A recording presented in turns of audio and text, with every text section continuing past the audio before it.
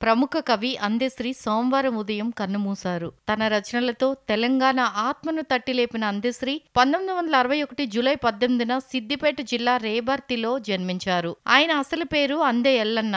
భవన నిర్మాణ కార్మికుడిగా పనిచేశారు. పాఠశాల చదువు లేకుండానే కవిగా రాణించారు. మాయమై పోతున్నాడమ్మా మనిషన్నవాడు అనే పాటతో మంచి గుర్తింపు తెచ్చుకున్నారు. ఆసువుగా కవిత్వం చెప్పడంలో దిట్ట అయిన అందెశ్రీ ప్రజాకవి, ప్రకృతి కవిగా ప్రసిద్ధి చెందారు. తెలంగాణ ఉద్యమ కాలంలో పాటలతో ప్రజలను ఉత్తేజితులను చేశారు. తెలంగాణ రాష్ట్ర గీతం జయ జయ హే తెలంగాణతో పాటు ఎన్నో పాటలు రాశారు.